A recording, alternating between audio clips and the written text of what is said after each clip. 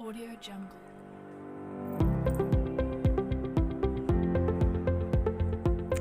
Bismillahirrahmanirrahim. Assalamualaikum warahmatullahi wabarakatuh. Welcome to my classroom. Kali ini bersama dengan Ibu Nurlaili, guru sosiologi dari SMA Muhammadiyah 4 Gayam, Kecamatan Gayam, Kabupaten Sumeneb. Nah, pada kesempatan kali ini, Ibu akan mempersembahkan satu media pembelajaran mengenai ketimpangan sosial sebagai dampak perubahan sosial di tengah globalisasi. Nah, materi ini adalah materi terakhir dari kelas 12 semester ganjil.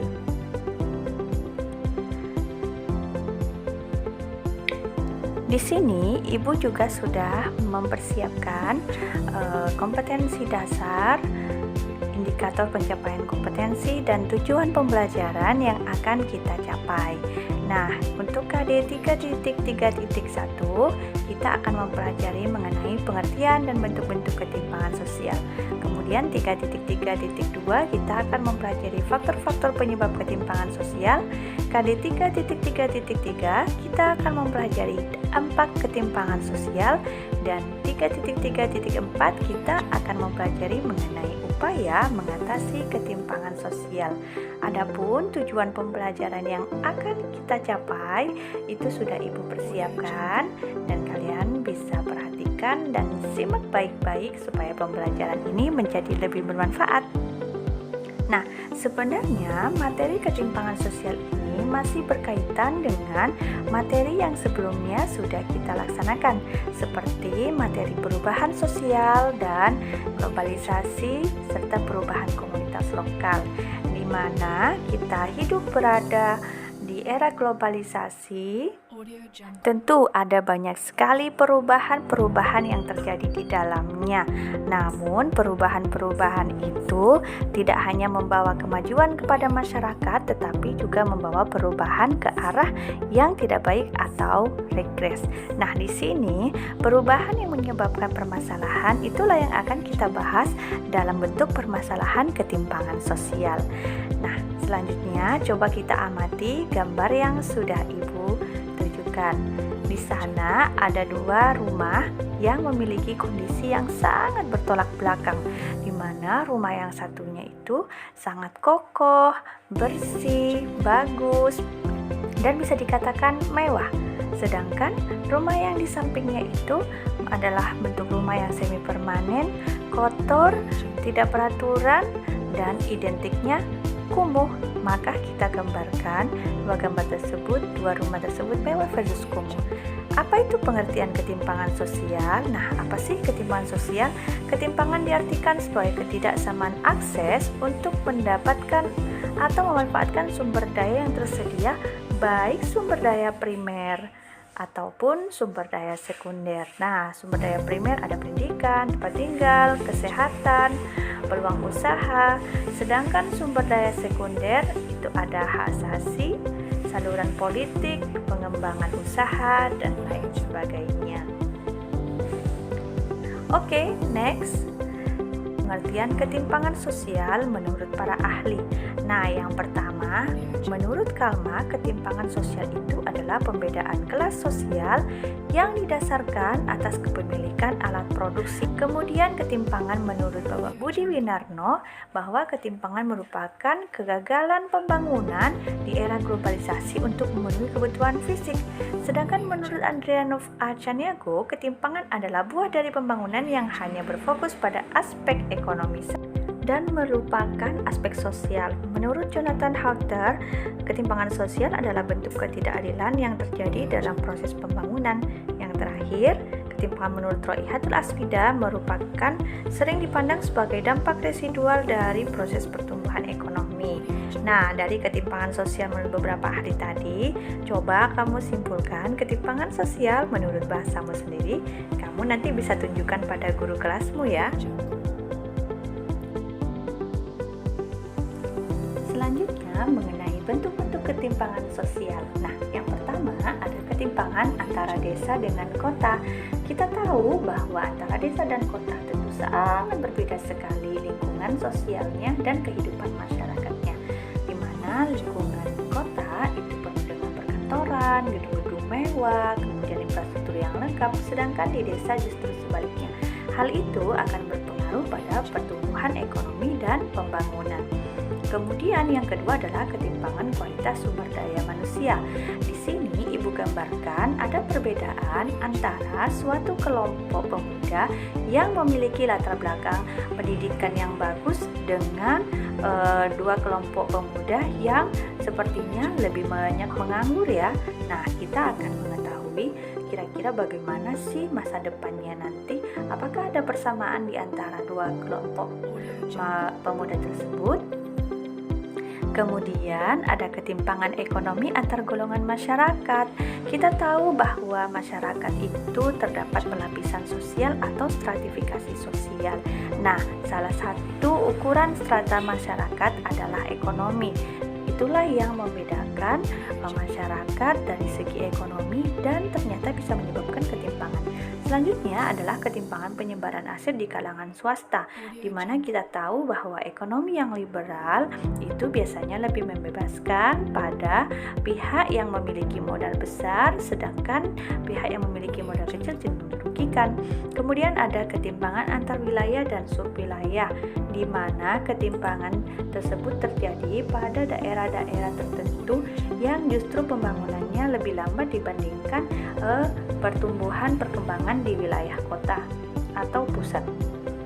Selanjutnya ada faktor penyebab ketimpangan sosial. Nah, ada faktor internal, faktor eksternal, dan faktor lainnya. Di mana faktor internal itu biasanya disebabkan dari diri kelompok atau individu itu sendiri. Adanya pendidikan yang rendah, keterampilan yang rendah, sehingga menyebabkan rasa malas, etos kerja menjadi rendah, cepat puas dengan hasil yang dicapai, sehingga hal itu bisa menyebabkan budaya kemiskinan atau kemiskinan kultural. Kemudian yang kedua adalah faktor eksternal, di mana faktor ini justru lebih dipengaruhi oleh kondisi di luar dari masyarakat, biasanya disebabkan karena adanya kebijakan pemerintah yang timpang antara satu kelompok atau antara satu kelompok dengan kelompok yang lain. Nah, kebijakan pembangunan yang timpang tersebut menyebabkan beberapa kelompok tidak tersentuh dengan adanya program pemerintah dalam meningkatkan kualitas hidup, sehingga hal itu bisa disebut dengan kemiskinan struktural. Kemiskinan struktural. Kemudian selanjutnya ada faktor penyebab lain seperti letak geografis, kondisi demografis, lapangan kerja, dan kondisi ekonomi, di mana lapangan kerja dan kondisi ekonomi serta demografis ini Ibu gambarkan dalam satu peristiwa urbanisasi. Urbanisasi dapat memicu timbulnya ketimpangan di kota karena ketidakseimbangan penduduk antara kota dan desa, ketersediaan lapangan kerja, dan pendapatan. Namun hal itu bisa menyebabkan ketimpangan. Kemudian selanjutnya ada kondisi pendidikan dan kondisi kesehatan, di mana dengan ukuran atau standar kondisi pendidikan seseorang atau kelompok itu dapat membedakan dengan individu atau kelompok lainnya. Hal itu bisa terjadi ketimpangan sosial. Sedangkan kondisi kesehatan, ketika kualitas kesehatan atau pelayanan kesehatan di antara beberapa wilayah itu tidak sama, maka otomatis menyebabkan kondisi kesehatan masyarakat di setiap wilayah itu pun juga tidak sama, dan hal itu yang menyebabkan ketimpangan sosial karena faktor kondisi kesehatan.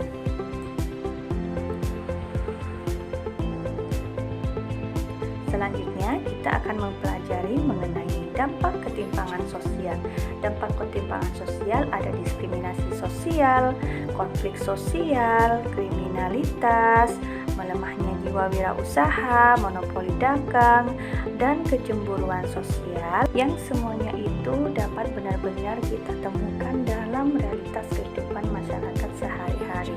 Terutama dampak ketimpangan sosial yang sangat kita rasakan biasanya terjadi di daerah perkotaan. Oke, kita akan bahas satu persatu mulai dari kecemburuan sosial. Nah, kecemburuan sosial merupakan suatu efek dari dampak ketimpangan sosial, di mana ketika suatu masyarakat merasa iri cemburu, dan tidak suka atas nasib dan kesempatan yang dirasa tidak adil antara dirinya dengan orang lain. Akhirnya hal itu bisa menyebabkan kecemburuan sosial. Kemudian yang kedua adalah melemahnya jiwa berwirausaha.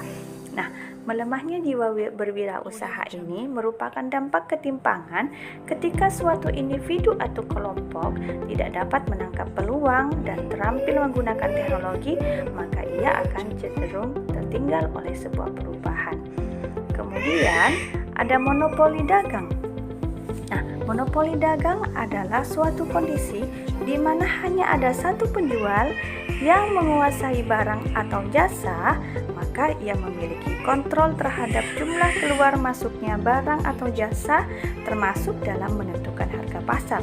Kemudian ada diskriminasi sosial, di mana diskriminasi ini merupakan sebuah perlakuan tidak adil terhadap satu kelompok, suku, ras, agama, gender, golongan, dan atau kelompok tertentu. Nah, itu biasanya masih sering terjadi pada daerah-daerah di Indonesia yang rawan konflik ya. Kemudian selanjutnya adalah konflik sosial. Kenapa konflik sosial merupakan dampak dari ketimpangan sosial?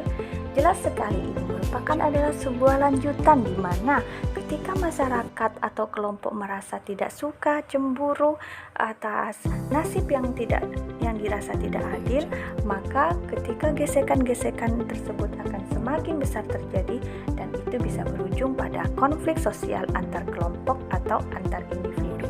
Kemudian ada kriminalitas, di mana kriminalitas ini merupakan tindakan lanjutan dari bentuk ketimpangan sosial, kecemburuan sosial, yang kemudian seseorang memutuskan untuk melakukan suatu tindakan menyimpang seperti tindakan kriminalitas, seperti masyarakat yang berada di bawah tekanan kemiskinan, sehingga untuk memenuhi kebutuhan hidupnya, maka ia melakukan berbagai cara untuk mengatasinya.